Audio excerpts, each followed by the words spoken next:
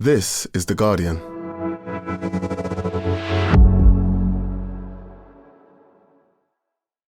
Hi Guardian Football Weekly fans, it's Faye here. Now after we recorded today's pod reviewing Saturday's quarterfinals and previewing the two semi-finals this week, some news broke that we have to address.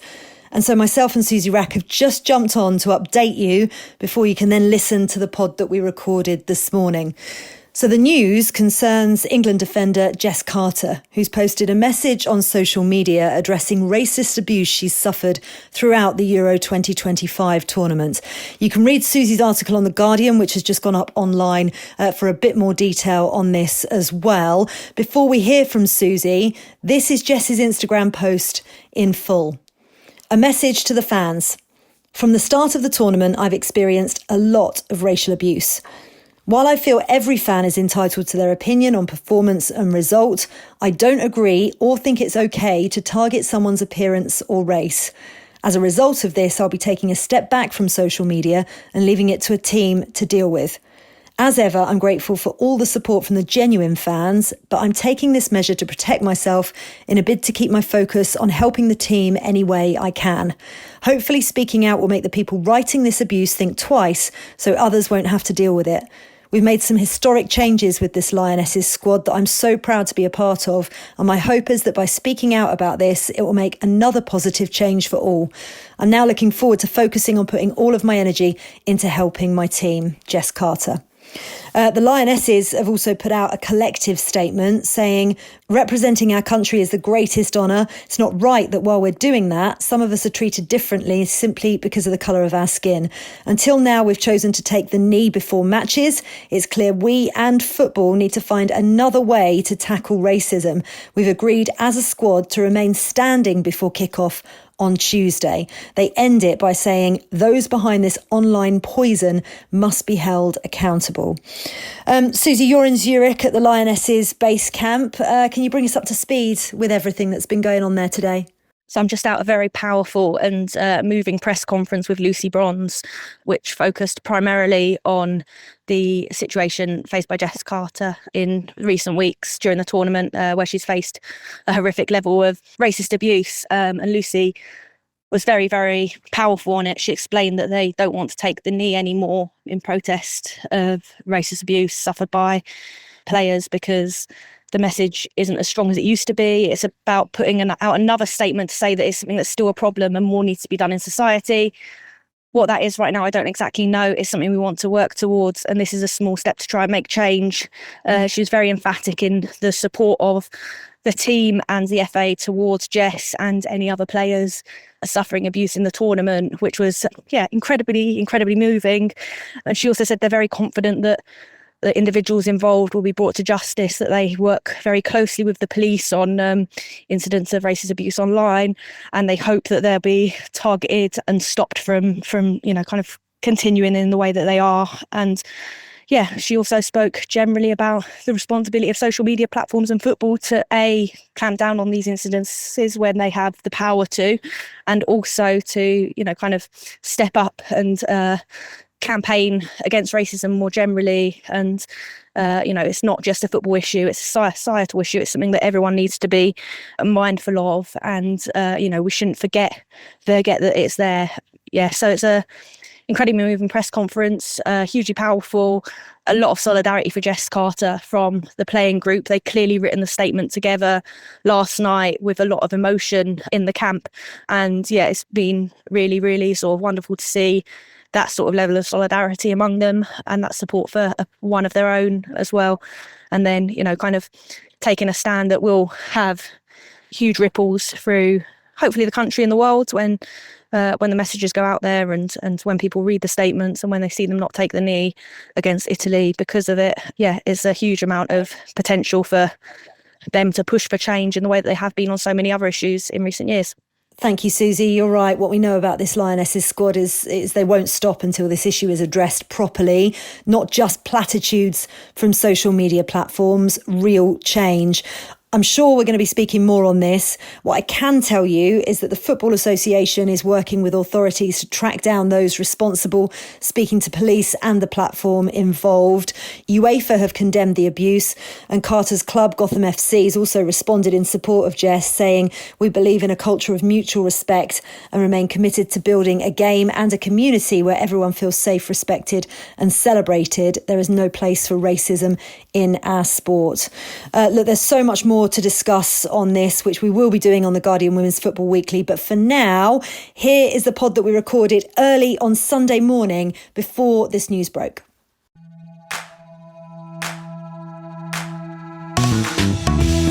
Hello, I'm Faye Carruthers and welcome to the Guardian Women's Football Weekly. Now that is how you do a penalty shootout. Ann-Katrin Berger take a bow. Germany say bon voyage to France despite being down to 10 for the majority of their quarter-final. Hair-pulling, a red card, a missed penalty, goals ruled out, and then a shootout. The game had everything. The hosts are out as well. Spain saw off Switzerland, another match full of drama. And so we have our 4 semi-finalists confirmed. We'll dissect all that, we'll preview the semis, plus we'll take your questions. And that's today's Guardian Women's Football Weekly.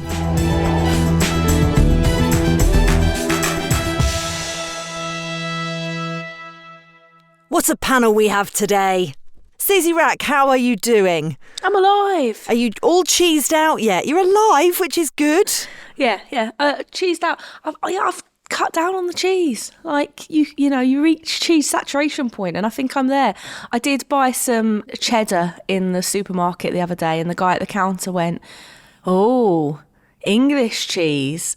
And I was like, "Yeah." And he was like, "Do you think it's better than the Swiss cheese?" And I went, "No, but it just melts really well on pasta." And then hurriedly left, embarrassed and ashamed of my buying imported English cheese. I don't even want to know how much imported English cheese was in Switzerland. I'll be honest with you. I didn't look, but we got charged £15.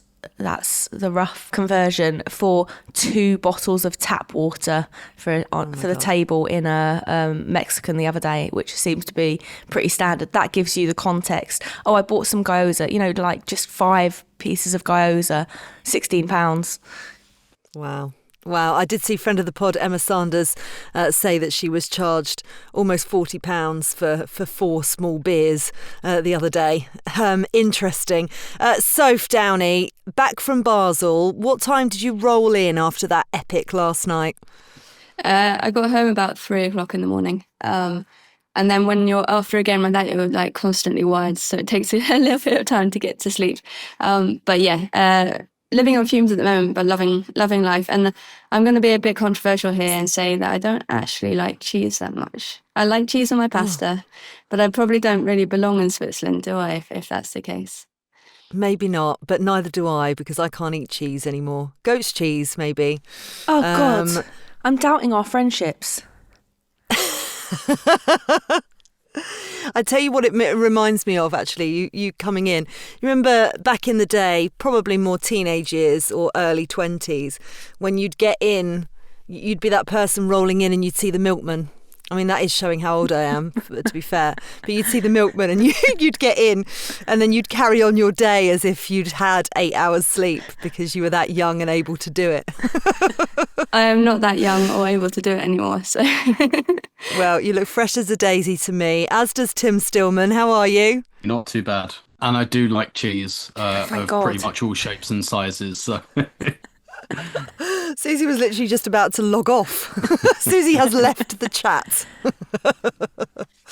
Right, listen, before we start reviewing the last 2 quarterfinals, a couple of emails we've received at womensfootballweekly at theguardian.com. If you want to send one in, please do. Thanks to Tamara, who did. Dear Suzy, as an English-born Australian living in Vienna, I'm very grateful to The Guardian for high-quality international reporting, especially the coverage of women's football. I've really enjoyed hearing the various iconic Swiss products assigned to each team competing in the Euros that you keep mentioning on the pod.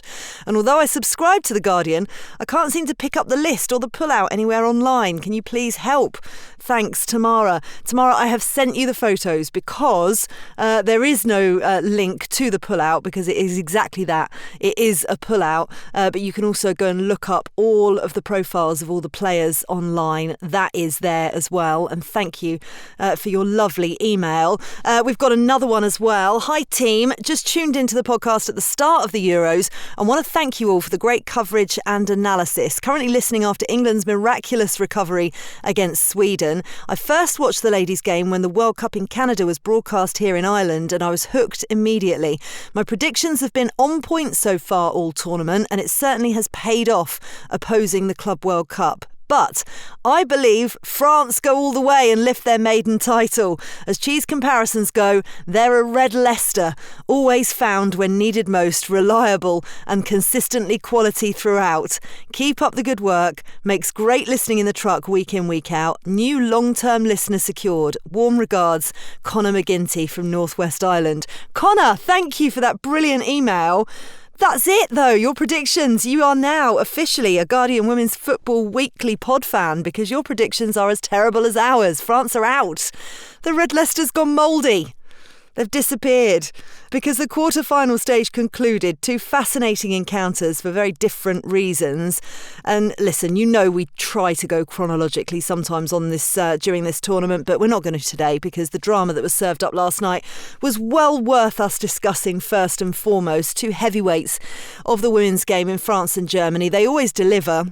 And I tell you what, no different last night. Christian Fuchs' 10-player side knocking out Les Bleus from the competition. One hair pull, one red card, two disallowed goals, one normal time penalty scored, one missed, one truly world-class save, and a shootout for the ages. It finished 1-1 after 120 minutes. Grace Gaioro's penalty was cancelled out by Shuka Nushkin, and Germany had been reduced to 10 on 13 minutes after VAR spotted Katrin Hendrick pulling on Griechen Bock's hair as she defended a ball in the box. A penalty shootout followed. Germany eventually won it 6-5, thanks in no small part to the heroics of Ann-Katrin Berger. I don't even know where we start with this, really, Suzy, but what did you make of it as an overall? And are you sick of penalties yet, or do you love the drama? Oh, it's great when you've got no skin in the game. Then I love penalties. And it was nice to see some actually good ones. But yeah, chaos, pure chaos, like brilliant to watch, brilliant fun. I think, everyone sort of thought the second that Hendrick was sent off that, it was going to be a little bit game over, and I think there was a little bit of a sigh of disappointment that the fantastic encounter we were hoping to watch would now be a foregone conclusion. But that Germany held on was phenomenal. I mean, obviously the red card was just mad. Yeah, coming off the back of Wormser's red card in the previous game, like just 2 moments of complete madness, like just shouldn't be happening when you've got top athletes who in theory know the rules of the game and know that VAR is watching as well. Feels like a really weird thing, but yeah, absolute thrilling chaos. But you can never write off Germany, right? Like you can just never write them off. And I think there was a little bit of a they weren't hard done by. It was a completely fair red card, but I feel like they felt like they were being hard done by, that this is, their backs to the wall tournament. They've lost their captain to injury. They've had red cards in 2 matches. Like, I think it created a little bit of a siege mentality, and then, that really helped them get through that game. Who knows how they're going to do against Spain? You would say that would be a foregone conclusion too, but all bets are off at the moment with this Germany team. Yeah, it feels like that, doesn't it? What was it like in the press box, Soph? Because Hendrick's red card did change the game, and I think we all just immediately thought it was going to be France steamrollering for the rest of the 80 minutes. Firstly, what was she thinking, if you can try and get inside the player's mind, and how did it change everything that kind of came after? Yeah, it was actually a bit weird in the press box, because we don't have any screens. So, there was a long pause before the VAR check was actually announced on the big screen in the stadium, and no one had seen what had happened, because we'd all been following the ball, and this actually happened off the ball. Like, they weren't anywhere near. The ball had come into the box, but Mbok and Hendrick weren't actually anywhere near getting the ball. So we all had to peer over someone's very small iPad as we watched the replay to try and figure out what on earth was going on. And then, when we all saw the hair pull, we were like, what on earth? I mean, Hendrik is 33 years old. This is her 5th or 6th major tournament. She's not a naive, youngster who's come into the squad for the first time and been taken away by the emotions of it all. It just really, really baffled me in terms of the decision-making, especially, you don't do that anyway, but especially when VAR is in play, you just don't do that at all. And it's really interesting, I think, going down to 10, because I think everyone assumes it's the team that goes down to 10 that's at the disadvantage. And maybe more often than not it is. But sometimes something about it happening that early just rips up a game plan for both sides. And suddenly, not only are Germany having to completely reconsider what they were doing, and maybe it suited them, they went back to a 4 at the back and just really dug in and sat deep. But France then had to really deal with the kind of not just the chasing down of the German team, but kind of the mental side of it as well, knowing that they should be winning this game. And I think as soon as Nüsken's header went in, you could sort of see all of their shoulders just drop. That little going, oh God, it's happening again. So I think it's a very, very interesting example of what can happen when someone is sent off that early. A lot of the German press had talked about Germany's defensive issues leading into the game, Tim, but exactly as Soph said, as soon as they were down to 10, they just didn't stop. And Christian Wück, their manager, said, "I can say for certain tonight was the best and hardest fought performance I've seen from the team since I've known them." How impressed were you with them, bearing in mind all the criticism that they'd had leading into it, particularly because of that game against Sweden?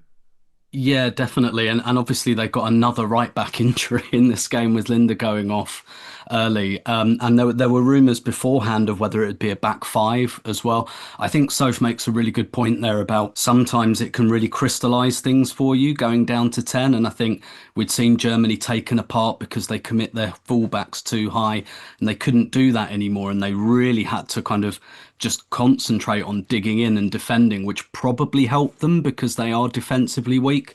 I think also, though, what really helped Germany was the thing, and I think we saw this in the other quarterfinal with Switzerland, the thing when you're really bedding in and trying to defend that you need is an outlet and to get a break and to carry some threat in the other direction. And the fact that they kind of dropped Schuller for Hoffmann, that really, really helped them, I think, in this game state, having a hold-up player like that. But the threat that Julie Brandt and Clara Ball carry on the counter as well really, really helped them. And actually, someone called Blair Newman, who's a very good women's football analyst, at the time of the red card, he posted this on his Blue Sky account. To be fair, of all the teams to handle a defender being sent off, Germany are probably the best. They can keep the back 4. Hoffmann a great relief valve, while Brandt and Bull remain as they were, real threats on the counter. I think that's exactly what happened in this game. And I also think France are not suited to playing against a team like this because they really thrive on running into space. It does feel a little bit as if somebody's saying to Christian Wück, no, we just don't like the tactics of bombing the fullbacks up every single time. So we're just going to take them all out of the game. You've got none of them left to play. But kind of fast forwarding, Suzy, to the shootout a little bit, which is doing a slight disservice, I think, to the rest of the game in many ways. But we'll get to how bitty it was in the end. But it was another topsy-turvy one. But all of the credit has to go to Ann-Katrin Berger. We gave a little bit of criticism to Jennifer Falk of Sweden the other day for stepping up to take that 5th penalty. But Berger stepped up for it and you just knew she was going to score it.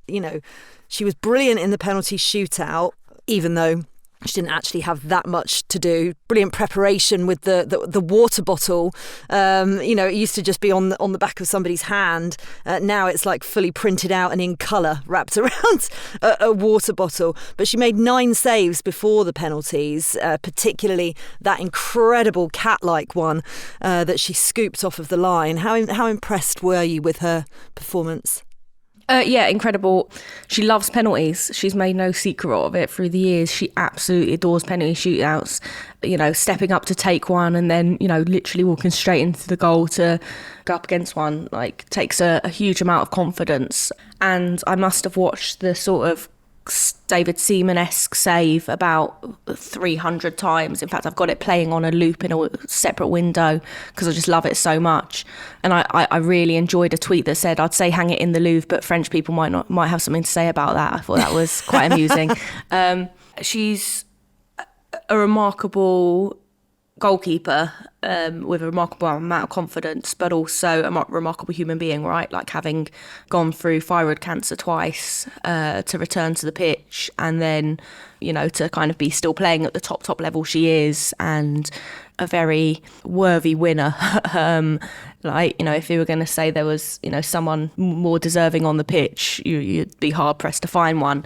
But yeah, I really enjoyed watching it in my little apartment, and I really enjoyed the coverage, literally showing the water bottle with the different positions that of the goal that various penalty takers go to, and then like literally kind of saying, right, this penalty taker she thinks goes top left, and then goes top left and she saves it, you know, like just that level of detail in the coverage was really, really satisfying as well, and, you know, really like interesting way to look at it and to watch that shootout, which was really, really enjoyable.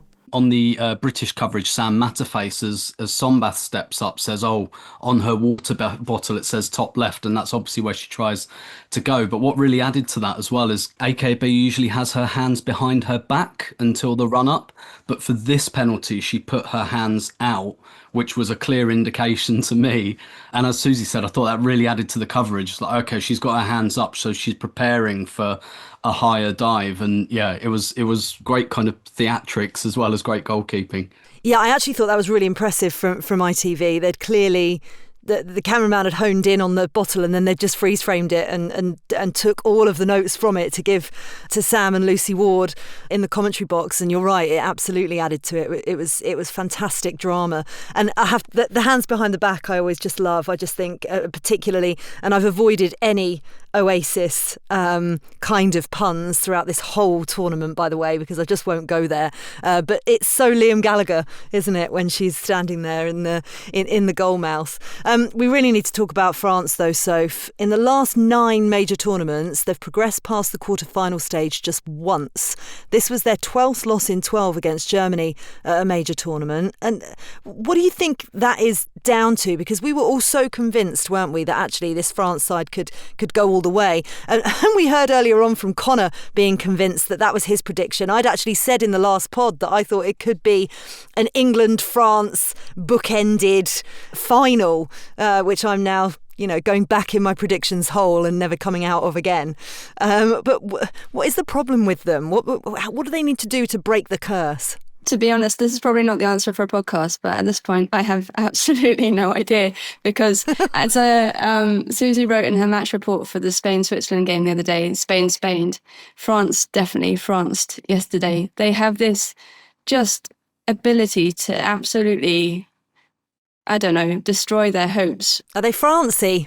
They're Francy. On paper, they have a team, a squad, and they always have done, worthy of winning a tournament. You know, when you look at the quarterfinals throughout the years, you look at the players that they've had in their kind of roster, and you go, these teams should be winning trophies. And it kind of reminds me, there was a Dutch team, I think, the men's Dutch team. So of the 1970s, they were so good, and they were brilliant, but they never won a single trophy. And they, on paper, they should have just like walked every single tournament, but they just, for some reason, the mental side of the game for them just wasn't there, and they just could not find a way through.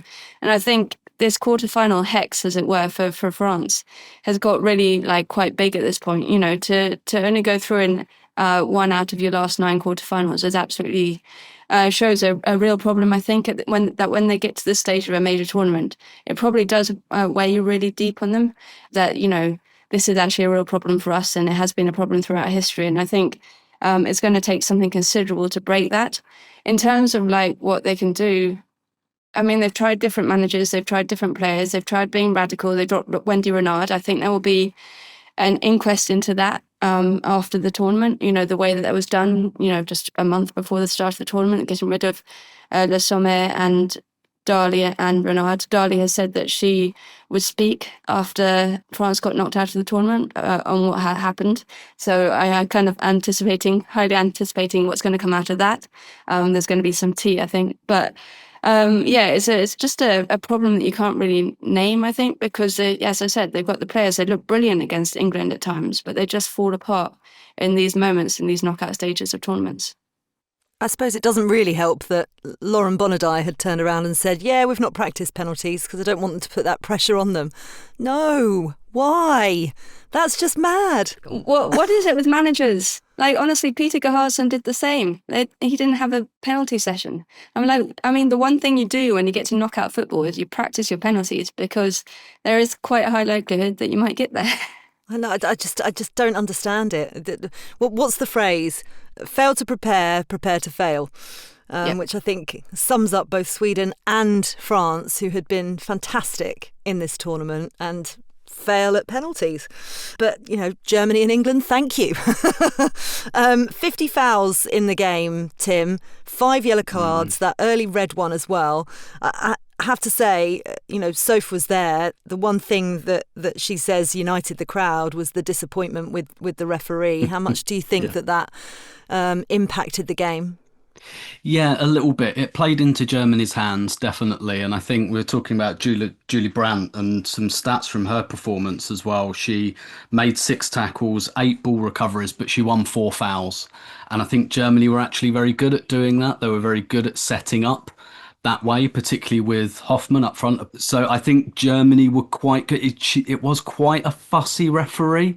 And I think we saw that as well in the penalties as well, how fussy she was about the spotting up of the ball. And I think that played into Germany's hands a little bit. They were able to break the game up quite well. And it's true, there probably should have been a few more yellow cards, but they were quite kind of bitty fouls. I was quite amused as well when Ann-Katrin Berger went down in the last minute, and those of us that watch women's football a lot will be very, very familiar with the emergency goalkeeper timeout, which Sam Matterface wasn't that familiar with, and he kind of said, "Oh, there's a problem for Ann-Katrin Berger," and Lucy Ward on co-coms was very much like, I don't think there is. I think she's okay. Yes.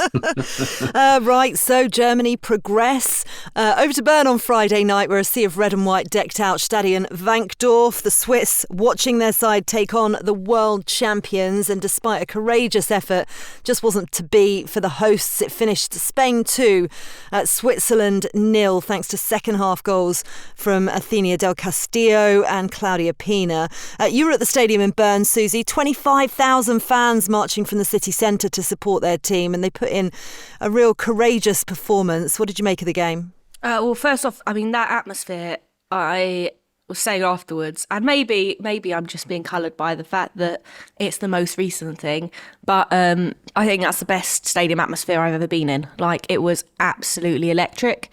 Beyond just support for the team, that was what got me. I wrote it in the match report, like, there were signs like this is just the beginning, and women's football's here to stay and things like that. It just felt like bigger than support for this Switzerland team. Like, in a way, you go to Champions League finals and the Barcelona fans are there to cheer for Barcelona and the Arsenal fans are there to cheer for Arsenal. You go to, the Euro final and, everyone's there to support England and in 2022 and that kind of stuff. But this felt bigger. It felt like people going, this is our moment, this is it. And like the fact that, they stayed so long afterwards and all that kind of stuff was just brilliant. So that was like incredible. In terms of the game itself, I thought they matched that energy on the pitch, like as much as you can against the world champions. The fact that they held on so long and, had such a battling, like, defensive performance was just brilliant to watch. And it was great because literally every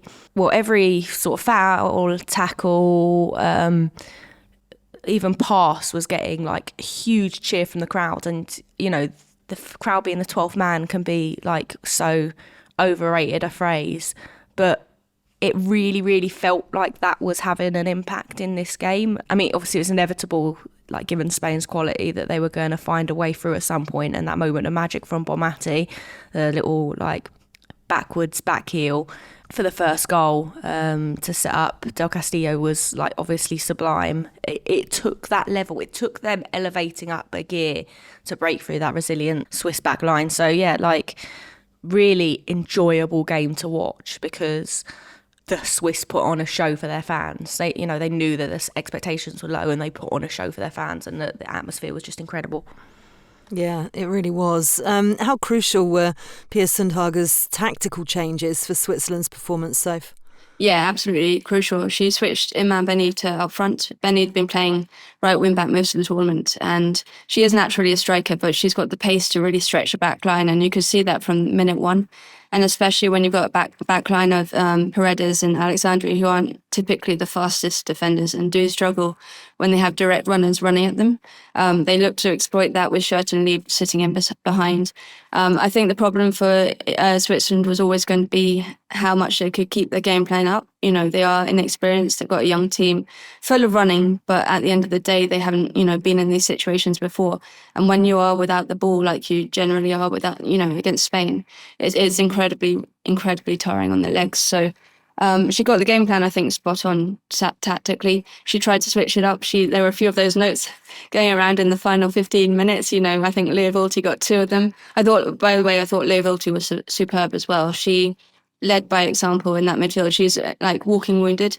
She came into this tournament not at her fittest, I think, but she's managed to plough through. And I think the way that she dictated some of the midfield play when they did get the opportunity to break forward, and also broke up some of the Spanish attacks, led by example. And she kind of epitomizes this Switzerland team. So I think, when they're looking at the game back, it won't be down to the game plan or anything, or the kind of attribution of it. It will be down to the fact that they just didn't have the legs and in the end. And Spain have those quality players who can undo you in a moment, and when you're tired, especially, those moments of quality really matter. Switzerland's youngsters gained a lot of attention this tournament, but as Soph said, Suzy, Lea Volti is the heart of the team, really. Oh yeah, and the fact that they, sort of had her switching between midfield and defence, like sitting back between the 2 centre backs, but then shifting forward into that sort of more familiar defensive midfield position, getting forward as well. Like she was just everywhere. I think it could be massively underestimated in a game like that where you have barely any of the ball, how much running you have to do off the ball. And how hard that is could be a little bit underestimated, but she phenomenal. And as Soph said, like in and out of the Arsenal team towards sort of the second half of the season, like niggly problems, but also just not necessarily always playing the best or preferred to some of the other players in that team, but really pulled out the bag. And it's really quite moving to see her so emotional at the end of each game, like just looking at the crowds and soaking it all in, because she's been just such a wonderful ambassador for the tournament. Her face is absolutely everywhere, and she's really taken it on really humbly, and it's been really, really nice. Yeah, we need to talk about Spain, Tim. We're used to them looking free-flowing, simple, effortless, but they look really infuriated a lot of this game, and probably the most frustrated, and gosh, that was a Dr. Evil kind of laugh, that was. They look very frustrated, probably the most so that we've seen them in this tournament. They had to show so much patience while, obviously playing as they knew that they would be, with a boisterous partisan crowd surrounding them, but eventually the class kind of showed out and the magic came. It really did, and obviously it's quite a unique thing to play the hosts in a knockout. You probably, even if Switzerland weren't the best team left in the tournament, I think that is significant, playing the host team. But I think ultimately, first of all, obviously we had Mariana's penalty miss in the first half, where she just kind of drags at it a bit. And I think if that had gone in, I think we'd have probably seen quite a different game. But really, with Spain, it's a little bit similar to England. Like, if it's just not going their way, who and what they can bring off the bench. Obviously, it's Athenea del Castillo who scores the goal from the bench.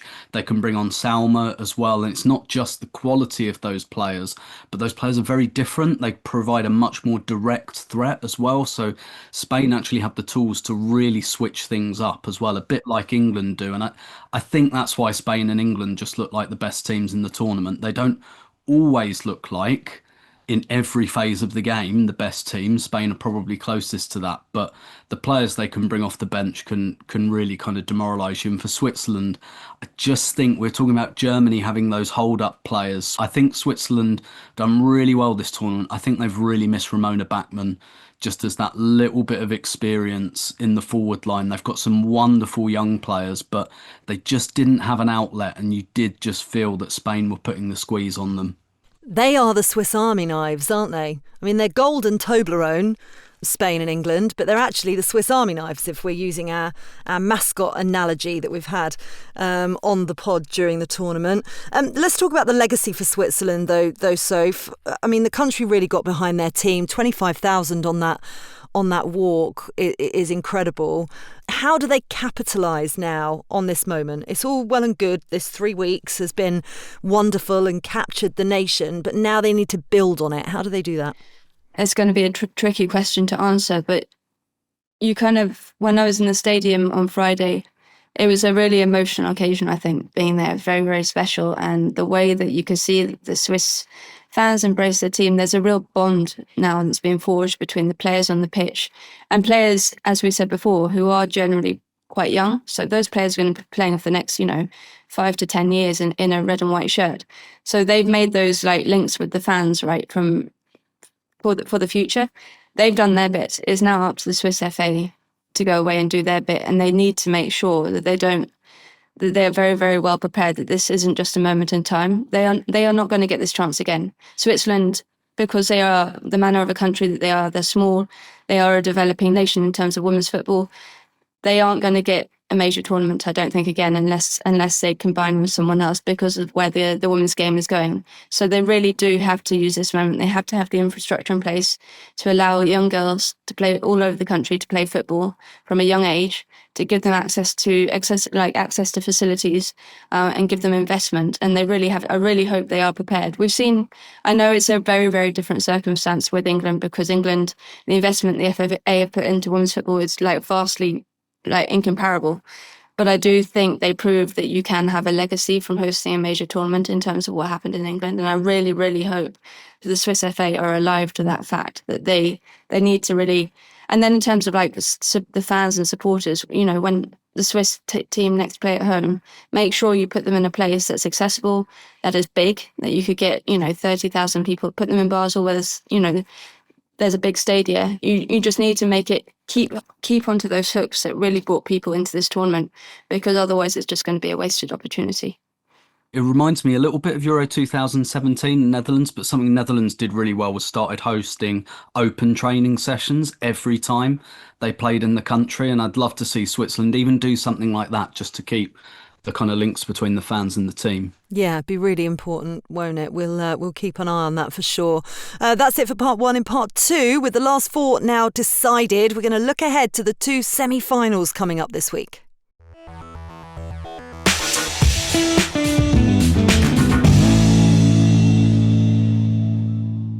Welcome back to part two of the Guardian Women's Football Weekly. So with the quarterfinals complete, we have two massive semi-finals to look forward to this week. We're left with the gold, the Toblerone, the railway clock and aluminium foil. It is not a game of Monopoly.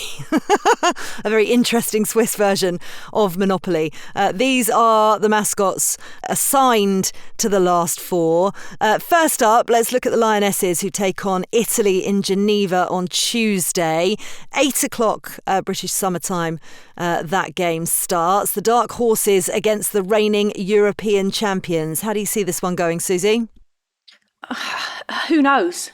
Does anyone have an answer this pod? No one can predict anything.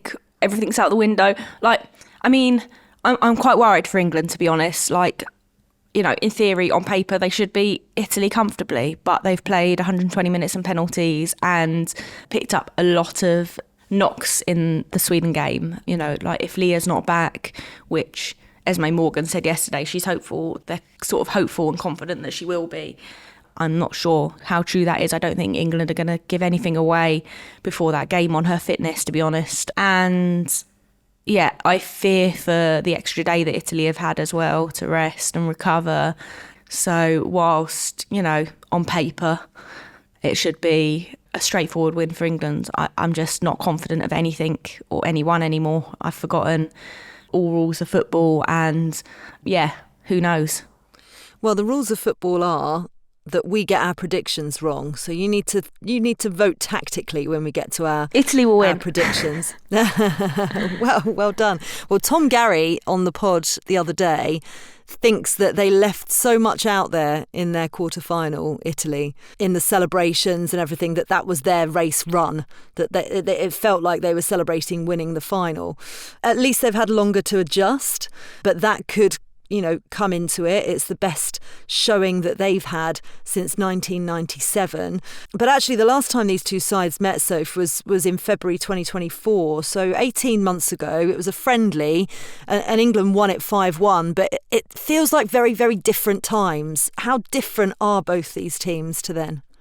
I mean, I think they are very different in terms of both have gone on journeys. I think Italy's journey since the 2023 World Cup has been quite remarkable in terms of the way that they've rebuilt and regenerated a side that was arguably looking like it was going a bit backwards after the positivity of like 2019 and that. So I think it's Andreas Johnson's done really well coming in. He's really instilled a style of play that they really like. It really works with the kind of players that he has. And for England, I mean, my thing with England is that I am always very well aware that out of tournaments, they are an up and down team, and they always have been. Like they've never really performed consistently, bar Serena Wiegmann's 33-game unbeaten streak, which is, I mean, should be unheard of these days, but is generally unheard of.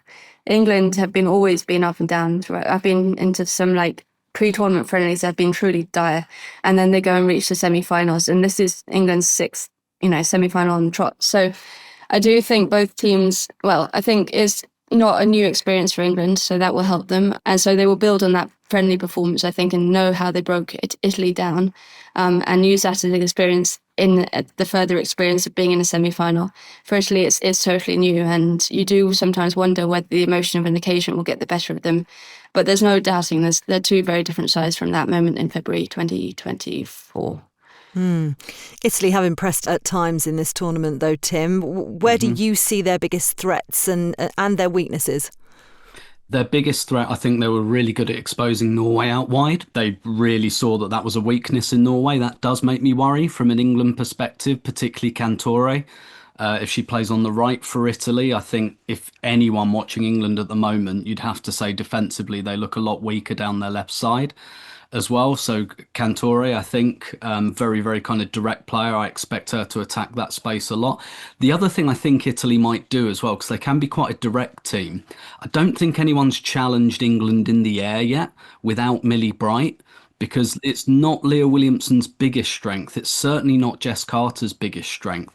I don't think anyone's really put that to the test yet and really put England under pressure aerially. So I do wonder if Italy will play Piemonte, who played for Everton up front, as just that big kind of target player, really kind of put herself about, and particularly with Cantore on the right-hand side, putting crosses in. That's kind of how Italy scored both their goals against Norway as well. So I'd be wary of those wide areas, and I'd be interested to see if Italy really just try and challenge England there by being quite direct.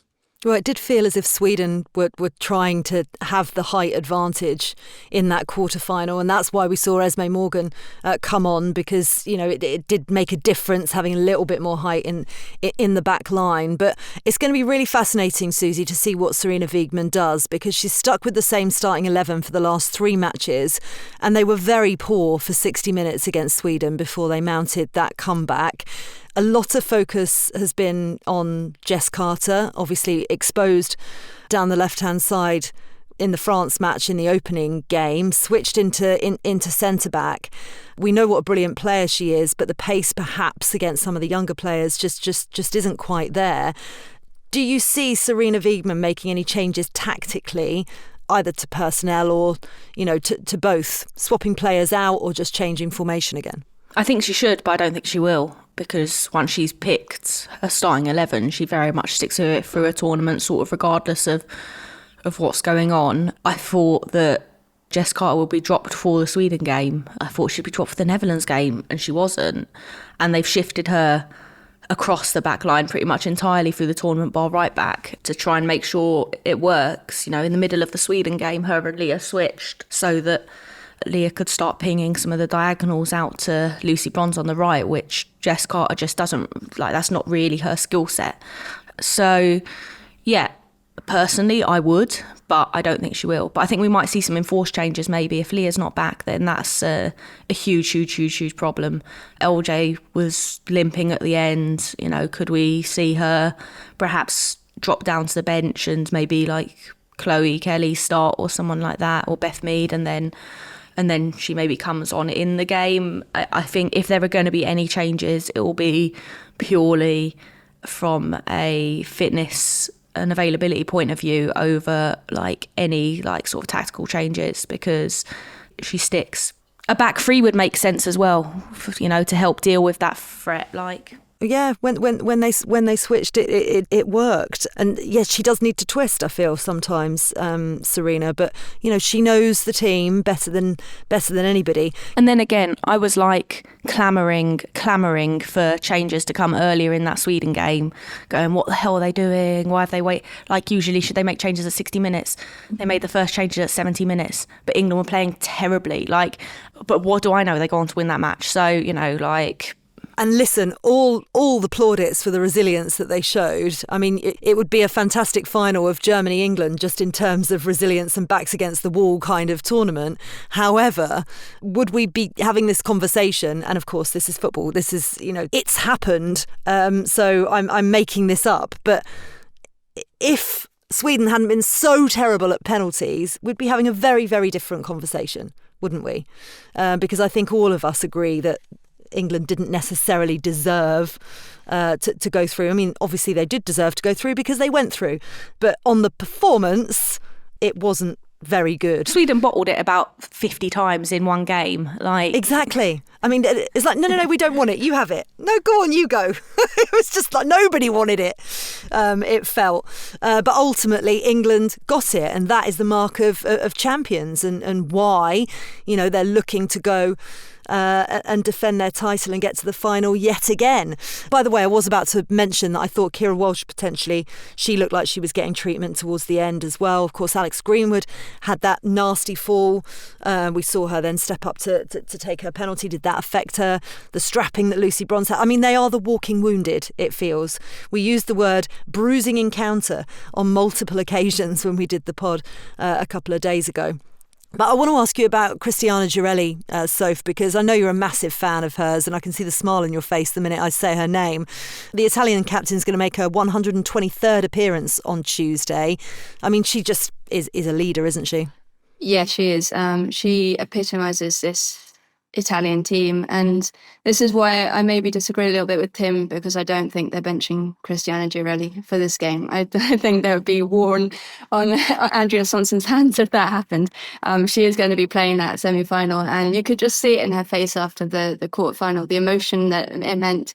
She provides a real intelligence, I think, to this team that, while they have individual players, maybe isn't cohesive throughout the setup where they have weaknesses. But I think the fact that a lot of them played together, I think the fact that, Barbara Bonazia and her have been on this journey together for 12 years. They've literally lived in each other's pockets in the national team and now Juventus. And the same with Sofia Cantore. I know she's just moved to America, but she's been at Juventus. Those relationships are built up at club level, and they then replicate themselves on the national stage. And I think that's why they are being successful at the moment. Girelli has an instinctive eye for goal. her movement is so clever. The way that she just lost, I know Guru Reiten isn't a natural left back, but the way that she just lost her for that winner, that just deft little movement away from her, just shows exactly what a kind of striker she is. And then she can go with the spectacular as well, as we saw against Portugal. So she's got it all. I think she will be very up for this. You know, she's had a long career with this national team. She's 35. It isn't given that she's going to make another major tournament at this stage. So if this is going to be her final hurrah, as it were, I mean, she's already achieved so much by getting to the semi-finals, but I think she will be absolutely pumped up to get them one step further and go to a final. But I think, you know, I'm such a big fan of hers. I think she's such a natural striker, and while on Tuesday I won't be her biggest fan, that's for sure, I think we can all appreciate what she's done for the sport and what she's done for Italian sport as well, because, you know, we're in a press box in the game in Geneva for the quarterfinal. There's barely any Italian press there, bar the ball crosses. There's so much to do in Italy, and what this team have achieved on this stage at this point hopefully is going to start that change, because they are so far behind in terms of the support and infrastructure of the nation behind them. So I think it's going to be a really impactful moment. I'm wondering what the fan base will be like, actually, bearing in mind, you know, we're in Switzerland and the crowd inside the Stade de Genève is going to be heavily Italian, you would hope, Tim. Could that potentially play a part? Yeah, it could very well, particularly if Italy do kind of bunker in a little bit like we saw Switzerland do. I'm not sure they'll go to that extent. They'll probably will have like a little bit of home advantage there. And obviously this is just such a massive game for them as well. And on the point of Girelli and Bonansea as well, I don't want to say feel sorry for them, but Italy just haven't been cohesive for so many years, and now they are. And they feel like they're more than the sum of their parts, but perhaps at a point where Girelli and Bonansea are kind of exiting their prime years, I almost feel sorry that this didn't happen sooner when they were kind of much more towards their prime. But they can definitely give England problems. We know that. But again, with England, I just think the amount of depth they have on the bench, and even being able to bring on someone like Michel Agyemang, you know, and that's part of what makes England's mentality. I don't think it's just mentality, it's being able to bring on massive players with 20 minutes to go. Yeah. It's going to be a fascinating game Tuesday night for that one, and Germany-Spain is going to follow in Zürich the following day as the two top FIFA-ranked European teams come face to face. Spain will probably have been licking their lips watching Germany's quarter-final go to extra time. Suzy, they're going to feel it's there for the taking for them. Oh, yeah. Both Italy and Spain will be very, very delighted that the other teams, played a day later than them and, you know, played 120 minutes plus penalties. I mean, in theory, foregone conclusion, but who knows? I'm fully expecting a Germany red card of some kind of escalating nature as well. Like, we've had handball, we've had a hair pull. I think it's got to be a leg breaker or a punch in the face is like the next step. I hope not. And then anything is possible. But I think Germany have a lot to take from that quarterfinal against France in this respect, in that, you know, when they were down to 10 players, you know, and basically had to relinquish a lot of control of the ball and, you know, play on the counter. That's the type of game you need to play against Spain. So you need a perfect defensive performance, but, you know, you can score against them and catch them on the break. So I think there's lessons to be taken from that France game that actually could really aid them in their task against Spain. So, you know, obviously they've got suspensions and things and injuries, but I'm not betting against them anymore at any point. Well, Christian Vuk's got some massive decisions to make. I mean, his squad is absolutely decimated. So, Katrin Hendrick and Shuka Nushkan unavailable through suspensions. Sarai Linda, his left back turned right back, was forced off in the first half. Her replacement, Sophia Kleinherrn, pulled up at the end of the match. What does he do against a team like Spain, who tend to control the ball and the tempo? Soph, is it all about playing on the counter? Yeah, I think it would have been great practice what they did against France, because it isn't in Vuk's nature to set up a team like that. And the fact that they did and managed to kind of rely on that kind of defensive solidity for so long will serve him well. I do want to go on a little rant here. understand how, I understand it's a short tournament, but I don't understand how getting a accumulation of yellow cards gets you the same suspension as getting a red card. It just boggles my mind. I really, really feel for Nuskin. She had a really, really brilliant game apart from the penalty miss and that yellow card, and she put everything into it. She scored the equaliser. She was everywhere. She was running her socks off. And then that yellow card destroys her appearance in the semi-final and could be her last appearance in the tournament. And then you have someone like either Carlotta Vamsa or, Hendrik, who get straight red cards and they get the same punishment because it's just a 1-game suspension. It just boggles my mind. So I just thought I'd mention that. No, I think that is a justified rant. But Christian Vuk, he has problems on his hands, that's for sure, with the injuries. Bamser is back, so that's a positive, I guess, at right back. You have a bit more cover. And I thought Franziska Kett really performed admirably. She's 20 years old. She had 7 Bundesliga appearances this season, so she's really inexperienced, a phenomenal talent, but pretty inexperienced.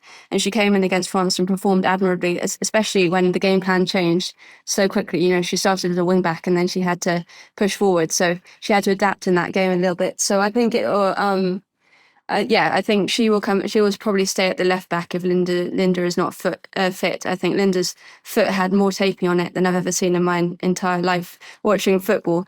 So that didn't look particularly positive. But I think that game against France will give her the world of confidence if she is to come in against Spain and start again. But yeah, he has definitely got a depth problem, I think. He's going to have to rely on some of his older players. Dalman only came on for the penalty shootout. De Brits came on for the penalty shootout, missed a penalty, which is slightly awkward. But they're 2 experienced players that he can call in if he really needs to kind of cover that lack of depth at the moment. I need to express some pure anger as well at the lack of 26-player squads for this tournament. They increased it from 23 to 26 for the men's.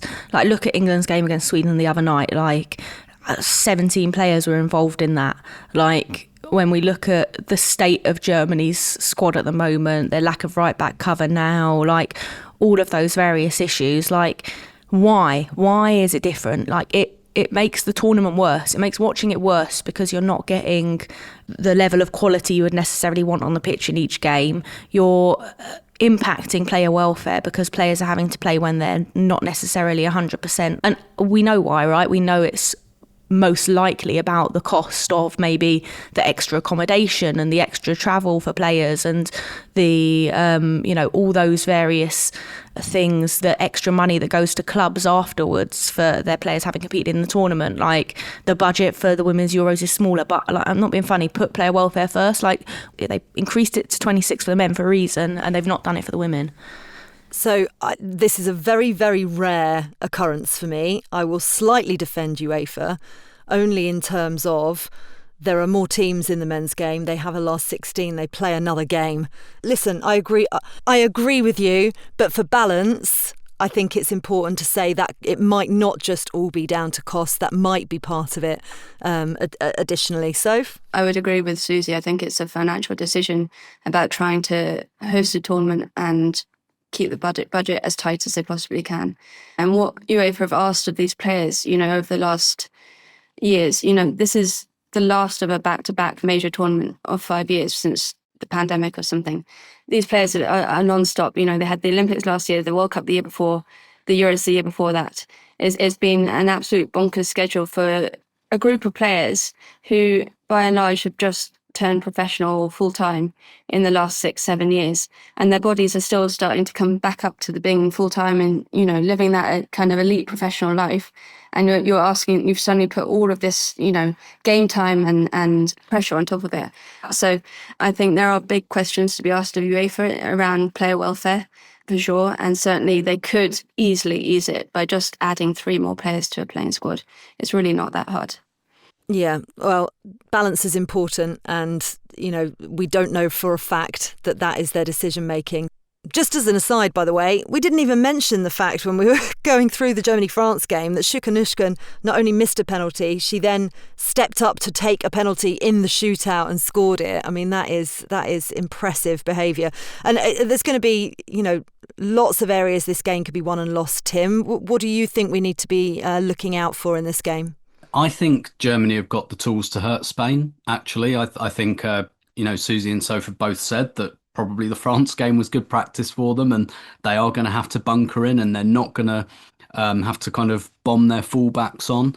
But I just think that kind of Hoffman, Brandt, Bull front three, particularly with how high Spain have their defensive line, I really can see in my mind's eye a kind of Clara ball through ball for Eula Brandt to run onto. And I do think Spain leave those gaps. We perhaps didn't see it against Switzerland, but we did see them vulnerable in the group stage to counter-attacks because of how much they pincer you and push forward. So I wouldn't say I fancy Germany. I do fancy Spain to win this, but I think Germany will make it really hard for them. And unlike Switzerland, they're going to have that threat going in the other direction. So I think this will be quite a tight game, actually. Yeah, I agree with you completely. So Spain are looking for their first European trophy, whereas Germany are obviously season winners of the tournament. They've won 8 European Championship titles. First time as well for Spain, similar to Italy, Suzy, that they've reached the semi-finals since 1997. Is that going to come into things at all? No, for me, I think too much has been made of this. It's been said a lot. Oh, it's their first semi-final since 97. It's a really hard task for them, blah, blah, blah. It's such a different team, and the development of women's football in Spain and the women's national team has been rapid. And so it's not like they're new kids on the block, but they are very, very, very good new kids on the block to a certain extent. If they were the team they are now, last time out they were unlucky not to get past England. The time before that they weren't a big international team. That's the reality. So it's not like it's been they've just been really rubbish for years. They've not been at that level. They've just not developmentally have not been at that level. So I don't think it's going to be a big factor. The world champions, because they've everything is coming together for them. The talent pool has reached that point of development. The quality of players that Barcelona in particular are producing is delivering for the national team. So it's been said a lot, and it's the one they're missing, but they've not really been in it until fairly recently. So I think that that it's not like a millstone round their neck in the same way it could be for, say, a France, who have sort of perennially underachieved. Spain haven't. They've achieved relative to where they were sort of at until they suddenly exploded onto the scene. So yeah, I don't think it will be hugely detrimental to them at all. It's just one of those weird quirks of sort of the uneven development of women's football. And yeah, Spain are, it's same in terms of say the Women's Champions League in Barcelona. They're relatively new kids on the block, but they're very, very, very good now, and that's the difference. Okay, so it comes to predictions.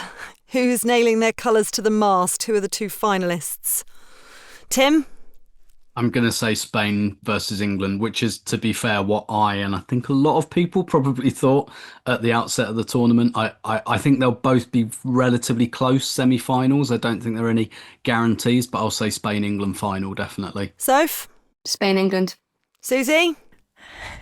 How tactical do I be? Okay, Italy-Germany. Italy, Germany. Okay. Do you want it to be England, Spain? No, I want it to be England, Germany, but it will probably be England, Spain. But I actually do think Italy could cause an upset. I really do. England are tired, and I agree with Tim. I think the squad depth is significant for England and will probably make the difference in that game. But England have been really lucky, and I think that luck could run out at some point before the final, which would be this next game. Fascinating. Right, the Women's Africa Cup of Nations is also into the semi-final stage. Hosts Morocco booked their place with a comfortable 3-1 victory over Mali in Rabat, with striker Ibtissam Jaradi scoring twice, meaning they reached their second consecutive WAFCON semi-final, and will face Ghana, who knocked out Algeria on penalties. The game itself finished goalless after extra time, but Cynthia Conlon was the hero for the Black Queens, saving 2 penalties. And defending champion champion South Africa survived a scare against Senegal, who had booked their place in the quarterfinals as one of the two best third-place teams. They took the Banyana all the way to penalties after another goalless draw after extra time, but they won the shootout 4-1 and will face 11-time champions Nigeria, who had a more comfortable 5-0 demolition of Zambia. Both those semi-finals take place on Tuesday, so Nigeria against South Africa and Morocco against Ghana. Some domestic news to wrap up for you as well. Newly promoted WSL side London City Lionesses have signed goalkeeper Sophia Poor on a permanent transfer from Aston Villa. The 19-year-old spent the second half of last season, you remember, on loan, helping them to promotion. Liverpool have completed the signing of Scotland midfielder Sam Kerr on a reported 2-year deal. She made 14 appearances for the Reds last season on loan from Bayern Munich. And WSL 2 side Newcastle United have signed Aoife Mannion on a permanent deal. The Republic of Ireland defender was a free agent after leaving Manchester United in June. Right, hopefully you lot have got a little bit of extra rest as we head into the semi-finals, 2 days before Italy and England kick off. Soph, look after yourself, please. Thank you, I will do. I'm going to go and just chill out. Good idea. Tim Stillman, enjoy your Sunday. My pleasure as always. Thanks for having me. Suzy, find a different something to eat rather than cheese. What else can you have? Pretzels. I'm eating a lot of pretzels. Excellent. OK, pretzel chat on Wednesday. Fingers crossed for the Lionesses. We'll be back on Wednesday to review that semi-final against Italy. Keep having your say. Send in your questions via social media or email us at womensfootballweekly@theguardian.com. And as ever, a reminder to sign up for our bi-weekly women's football newsletter. All you need to do is search Moving the Goalposts. Sign up. The Guardian Women's Football Weekly is produced by Sophie Downey and Silas Gray. Music composition was by Laura Iredale. Our executive producer is Salamat. This is The Guardian.